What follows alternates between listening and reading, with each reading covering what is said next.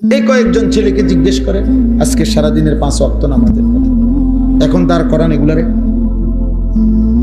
দাঁড় করান। এখন বলে এই যে মাথার টুপি নাই যে ছেলেগুলো, এগুলার দাঁড় করান, জিজ্ঞাসা করেন আজকে সারাদিনের 5 ওয়াক্ত নামাজের হালাত কি। তো এরা মুসলমান না, এদের বাবা নাই, বাবা মা নাই, এরা মুসলমানের সমাজে থাকে না, এদের আল্লাহ নাই, এদের রাসূল নাই, এদের কোনো মৃত্যু নাই। বলে কিশোর বয়সে কেউ মরে না, যুবক বয়সে কেউ মরে না, তাহলে সবাই বেখবর। মহিলারা ব্যস্ত ফার্নিচার, মহিলা ব্যস্ত গহনা অলংকার, মহিলা ব্যস্ত পারফিউম আর প্রসাধনী, পাউডার, ফেয়ার লাভলি, এই নিয়ে মহিলার এই 3 চিন্তাতে জীবন শেষ। আর কি ফার্নিচার কিনা যায়, আর কি অলংকার কিনা যায়, আর কি সাজগোজ করা যায়। আহারে মা, হায় হায় বোন, এক নারীকে বুঝি আল্লাহ তাআলা এই জন্যই শুধু বানাইছে। একজন মাকে আল্লাহ তাআলা এই জন্য বানাইছে। অথচ আরবিতে বলে হেদনুল উম্মাহাত মাদ্রাসাতুল বানাত, মায়ের কোল হচ্ছে সন্তানের প্রথম পাঠশালা, সন্তানের প্রথম বিদ্যালয় মায়ের কোল, মায়ের কোল, মায়ের কোল। এজন্য আপনি আশ্চর্য হবেন কোন ব্যক্তির যদি একজন ছেলে একজন মেয়ে আছে মনে করেন, কিন্তু ওনার সামর্থ্য এত কম যে 2 জনরে পড়াইতে হইলে আপনার ওনার উপার্জনে কুলাবে না, মানে টাকা পয়সা যা আছে সংসার চলবে না, তাইলে 2 জনরে পড়াইলে এখন কারে পড়ায়? বুঝছেন এই কথা? মানে ছেলে একজন মেয়ে একজন, সন্তানের 2 জন। এখন উনি যদি 2 জনরে পড়ায় ওনার কি হবে না, সংসারের অন্য খরচ চলবে না।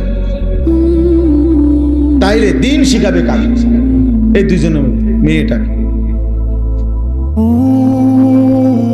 মেয়েটাকে।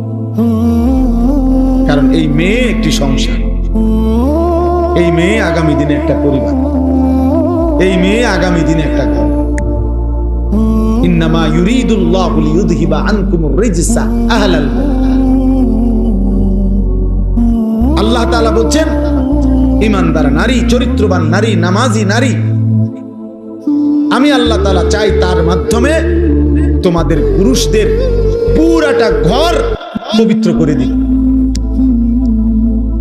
এক মেয়ে চরিত্রবান হওয়া, এক মেয়ে দিনদার হওয়া, এক মেয়ে নেককার হওয়া, সেজদাওয়ালা হওয়া, পর্দানশীল হওয়া, শুধু ওই মেয়ের জন্য না, পুরা ফ্যামিলির জন্য এটা জরুরি। আপনি 1000 ছেলের উপরে জরিপ চালান, ওদের সমস্ত সারা দিনের ব্যস্ততার মূল আকর্ষণ নারী। 10,000 ছেলের পিছনে আপনি তদন্ত করেন, ওদের যৌবনের এই উন্মাদনা, এই চুলের ফ্যাশন, জামা কাপড়ের এই ফ্যাশন, সারাদিন টোটো করে মাতালের মতো ঘুরা, মোটর সাইকেলের এই বাহার, চুলের ডিজাইন, মোবাইলের এই ব্যস্ততা, সবকিছুর মূলে নারীর প্রতি শাহওয়াত, শাহওয়াত, মনের চাহিদা, অশ্লীল অবৈধ কামনা বাসনা, হারাম চাহিদা। যেন সে বুঝছে, যুবক এই ছেলে বুঝছে যে আমারে বানাইছে নারীর জন্য, নারীর লোভ, নারীর আকর্ষণ, এর জন্যই আমার জীবন। অথচ না, না, আল্লাহ তাআলা আমাদেরকে ইবাদতের জন্য বানাইছে, আল্লাহ আমাদেরকে ইসলামের জন্য বানাইছে, আল্লাহর জমিনে কালেমা প্রচারের জন্য বানাইছে।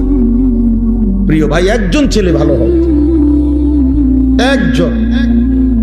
একটা আয়াত পড়ছি সূরা তাওবার, আয়াতের মধ্যে আল্লাহ তাআলা একদিকে মোট 8টা জিনিস বলছে, আরেকদিকে 3টা জিনিস বলছে। একদম সহজ হিসাব। একদিকে আল্লাহ বলছে এইদিকে 8টা, এদিকে 3টা। বলছে এই 8টি জিনিসের প্রতি তোমাদের আগ্রহ আছে, আমি জানি, ভালোবাসা আছে। তা এই 3টি জিনিসের প্রতি তোমাদের ভালোবাসা, যদি এই 8টির ভালোবাসা তোমাদের এই 3টির চাইতে বেশি হয়, তাহলে তোমরা আল্লাহর পক্ষ থেকে আযাব শাস্তির অপেক্ষা করো। এই কথাইটা এনে বলছি, আপনি একদম সহজে বুঝবেন। আল্লাহ তাআলা বলেন কুল ইন কানা আবাউকুম, এক নাম্বার তোমাদের পিতামাতা, পিতামাতার প্রতি মানুষের ভালোবাসা আছে কিনা? কথা বলেন না, এটা হারাম? হারাম না। দুই, ওয়া আবনাউকুম, তোমাদের সন্তানদের প্রতি ভালোবাসা। তিন, ওয়া ইখওয়ানুকুম, তোমাদের ভাই বেরাদর, ভাই বোন। চার, ওয়া আজওয়াজুকুম, তোমাদের স্ত্রী। পাঁচ, ওয়া আশিরাতুকুম, তোমাদের আত্মীয় স্বজন। কয়টা হলো? পাঁচটা। তোমাদের বাবা মা, তোমাদের সন্তানাদি, তোমাদের ভাই বেরাদর, তোমাদের স্ত্রী, তোমাদের আত্মীয় স্বজন। যে টাকা পয়সা তোমরা জমাইছো এটার প্রতি তোমাদের আগ্রহ। সাত, ওয়া তিজারাতুন তাখশাউনা কাসাদাহা, তোমাদের ব্যবসা, বেচা কিনা, উপার্জন, যেটা দিয়ে তুমি কর্ম তোমার রোজগার করো, যেটারে তুমি খুব পছন্দ করো, যে আমার এই চাকরিটা, আমার এই ব্যবসাটা, আমার এই দোকানটা যদি আমার শেষ হয়ে যায়, আমার এই ফসলটা যদি নষ্ট হয়, আমার এই উপার্জনটার আমার বিরাট ক্ষতি হয়ে যাবে। আল্লাহ বলেন এই তোমাদের পছন্দের কর্ম, যেটা তোমরা করে থাকো। আট নাম্বার হলো মাসাকিনু তারদাউনাহা, তোমাদের পছন্দের ঘর বাড়ি, যেটা তুমি তিল তিল করে ভরাট করছো, সাজাইছো। এ কয়টা হলো? আর বাদ রয়েছে কি? আমাদের দুনিয়াবি বিষয়ের মধ্যে বাদ আছে কিছু? কিচ্ছু বাদ, সব এখানে আছে। আল্লাহ তাআলা বলেন এবার এদিকে তিনটা, আল্লাহর ভালোবাসা, রাসূলুল্লাহ সাল্লাল্লাহু আলাইহি সাল্লামের ভালোবাসা, আল্লাহর রাস্তায় নিজের জান মাল কুরবানি করা, জিহাদ ফি সাবিলিল্লাহ। তো আল্লাহর ভালোবাসা, রাসূলুল্লাহ সাল্লাল্লাহু আলাইহি ওয়াসাল্লামের ভালোবাসা, আল্লাহর পথে নিজের জান মাল উৎসর্গ করার ভালোবাসা, জিহাদ। আল্লাহ বলেন এই তিনটা।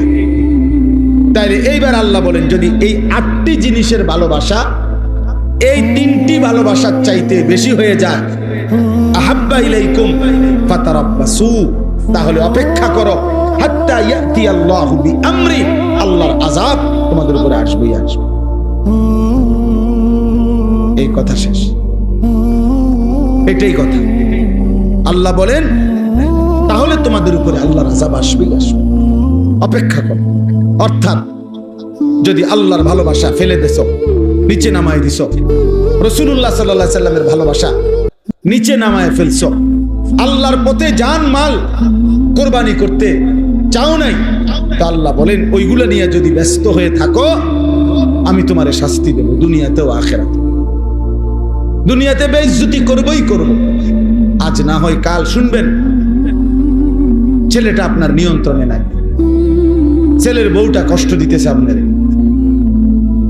ছেলের ঘরের নাতনি আরেক ফুলার লগে ভাগিয়ে গেছে, মেয়ের ঘরের ফুত আরেক মেয়ের সাথে চলে গেছে।